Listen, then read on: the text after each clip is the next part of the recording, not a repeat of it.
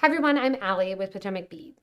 Join me as I show you how to work with the water drop pendant and other front hole facing things like crystals as we create a crawl stitch in the form of a nice veil. If you need any materials, go ahead and look below the video in the little description if you're on YouTube or on the side on our site, and we'll be happy to help you gather them up. Get ready and let's get started. So to begin, we're creating this nice simple crawl veil, which you can use for a ton of other pendants, but I'm using the water drop pendant, which is going to be a pack of 2 here. It is 38 by 22 millimeters. I have some 8 seed beads, 11 and 2 millimeter crystals. The first thing we're going to do is we're going to start by adding 2 8 seed beads on our gray size 6 dragon thread and a size 10 needle. I'm going to let those drop down to the bottom here. Just kind of hold it there, and we are going to pick up now a total of 7 of our beads. So there's 5, 6, 7 11s, and then 2 more 8 seed beads. We're going to take this and we're going to go through our water drop pendant from the front or the back. I like to go towards the back because we're going to tie a knot in the back. The 8 are going to stop it from going through the pendant. If you want to use 11s for a smaller look, just be aware that some of those may go inside the hole of the pendant.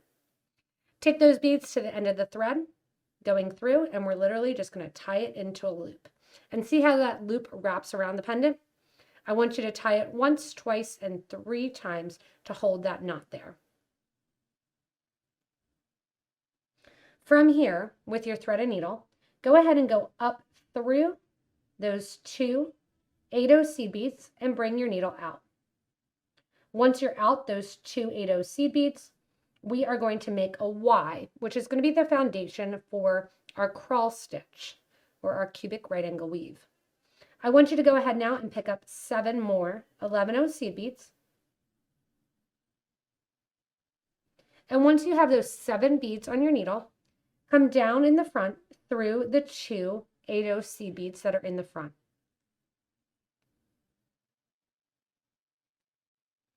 What this is going to do again is kind of create that Y that's going to hang out right at the top there. After this Y, I want you to sew through the piece all the way to the back. That'll get another piece of thread through there. And you're going to sew up through our 2 8 seed beads. And we're going to hang out there, oops, just the 8 with our needle coming out at the top. And we're going to get ready to start on our right angle weave using these as the base. After coming out the 8 seed beads, we're going to connect onto the 11 to start our right angle weave and to get ready for our crawl. I want you to take your thread and needle through beads 1 through 5 on the right hand side of that little Y section of 11 Bring your thread and needle out, and you're going to pick up 2 more 11s. We're going to bridge these across the Y and connect to the other side, skipping over 11 1 and 2, and sew through 11 3, 4, and 5. So the middle 3 11s of that group of 7. Coming out there, I want you to add 2 more of your 11s and go to the opposite side, the side that we started on. Skip over beads 1 and 2 and sew through beads 3, 4, and 5. What this is going to do is create our first right angle unit. So see how it just kind of sits right on top with that group of 2 there. And we have 2, 2, 3, 3 on the sides that we have as that right angle unit. We are going to sew through that right angle unit one more time, just for stability. We're going to build our crawl section above this right angle weave. In the crawl, then, I'm going to show you how you can decorate. You don't have to if you want to decorate the veil. Once you're through all of those beads, the 2 at the top, 2 at the bottom, 3 on the side, I want you to come to the front and get ready exiting your 2 beads to the front. So see those 2 beads to the front of the Y? That's where our thread is coming out. From here, we're going to create a right angle unit up. We're going to make it 3 tall. 1, 2, 3 beads that are going to go on the right, 2 wide, 1, 2, 2 beads wide, and 3 beads that are going to go on the left. We're coming out the right side of those 2 beads to the front of that Y, And we're going to go into the left side, circling it up and having that unit sit right on top. From here, we're going to go up the right-hand side of this unit, which is our 3 beads tall. 1, 2, and 3. From there, I want you to exit, thread a needle, give a nice tight pull. We're going to turn to the side of the piece now. This is our new box, and this is the left side, those 3 beads that our thread is coming out of. Add 2 more 11s for the top of the box, and add 3 more 11s for the right-hand side of the box. There are 3 beads here that sit right along the bottom. We're going to go through all 3 of those beads and going from that right side to the left. From here, I want you to sew back up through the 3 beads on the right-hand side of the first unit, which is the first 3 beads that our thread was originally coming out of. From here, sew through the 2 beads at the top that you just added, and down through that right angle weave through the 3 beads along the right-hand side. So what we've just completed, and you can stay with it step by step, is we've completed a right angle weave unit at the front, connecting to a right angle weave unit at the side here. Along the side, our thread is coming out of the bottom of the right side of this right angle unit. We're going to spin the piece, and we're going to sew into the 2 beads that run along the back of the Y, connecting those original units. From here, we need 3 beads tall for the right-hand side of our box, and we need 2 beads wide for the top of the box. Go over to the left side there, sew down through the 3 beads on the left that our thread just was coming out of. And you can always repeat this if you need to. And sew through, again, those 2 beads at the bottom to complete the right-hand unit. We want to exit through our right side of the box that we just completed, which is going to be those 3 beads on the right. You'll have 2 that sit to the top. Now when we turn over to our 4th and final side, we have 3 beads at the bottom, 3 on the right, and 3 on the left that we're going to connect to. All we need to do, and of course I need 1 more bead up, is we need to add 2 more 11Os to connect to the top. So there's 4 sides to this right angle unit. We're going to add 2 to the top. We're coming out of the 3 beads on the left. We're going to sew down the 3 beads on the right-hand side, right there, which is the left-hand side of the first unit. Going along those 2 on the top, then coming down 3 on the right, going through the 3 at the bottom, circling around, going through the 3 on the left, and then once again come out through the 2 at the top. At the top now, when you look at it, you should have 2 beads. You should have 4 sides of 2 beads. When you look at the sides, you should have 4 little blocks that are 2 by 3. This one has 2 at the top, 3 at the bottom, because that's going to be for our chain to go through. This one again is 2, 2, 3, 3. And the other side is going to be 2 at the top, 3 on the right and the left, and 3 at the bottom. What we're going to do now is sew across the top 4 sides. So all of the tops of those units, those groupings of 2, we're sewing through and connecting all 4 of those.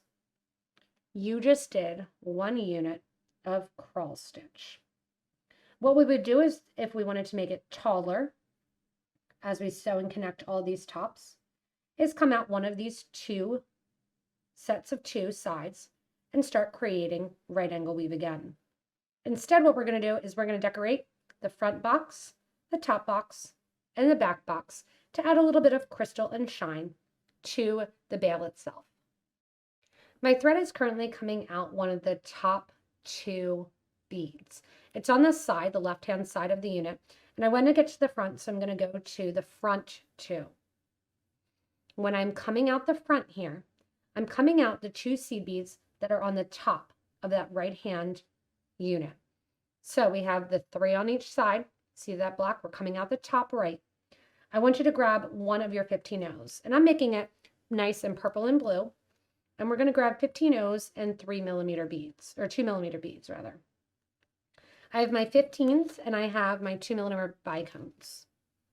Coming out those top two beads, I want you to grab a 15, a bicone, and a 15. We're going to sew along this unit. We're coming out the top two. We're going to sew into the bottom two. Our thread is coming out the right-hand side of the top. We're sewing into the right-hand side toward the left on the bottom. Push those beads towards the middle. Coming out the left-hand side, grab one more 15. Sew up through the 2mm. That pulls that to the middle. Grab one more 15 and sew back through those two 11-0 seed beads that sit at the top. This time we were starting on the left side. We're going from the left to the right. What this is going to create is a little X with our seed beads that lie right in front of our bicone. And look how fun that looks just right at the center of our bale. Here I did some apricot, and that's a round. You can see the bicone versus the round. At the top to get to the bottom, I'm coming out the top two beads there. I'm going to sew on a diagonal for this one. Coming out the top two on the right, I'm going to sew into the back two on the left. So the thread's going to cross over the top here. I'm going to sew through those back two. So if you see my thread is coming out the right side of those two, I'm sewing into the left side of the two along the back. And that just puts a little color to the top. Turning towards the back of the design now, I'm coming out those two beads along the top, adding a 15 and a 2 and a 15. Looking down below, I have those two beads there. I'm going to go in from the right, or sorry, from the left towards the right, going in the same side that my thread is coming out of. Push that towards the design, grab a 15, sew through that same 2mm bead, grab one more 15, and sew through again that 2mm that your thread was coming out of originally. Originally your thread was coming out the left. Now we're sewing in from the right towards the left. Give a tight little pull, and that puts that bicone right in the middle of my bale. Now I have this really cool CRAW decorated bale. You could do this for a pair of earrings. You can do it for a necklace. And the last thing I'm going to do is go in and reinforce the beads that go along the side. So you can see it from the side here. And I'm going to come down through those right angle units. I'm going to come down through the side here. Go across the right angle unit. Go down through the center, grabbing my 11s, going through my 8s, going through my pendant one more time, out the back. As I come out the back, usually it'll catch on through an 8-0 or 2. Go up through the side here into one of my alternate sides, going through those two beads. Remember those 7 beads that we had originally? That's what we're going through right now, reinforcing it. Down through the side here, down through those 2 beads, and back into the 8s.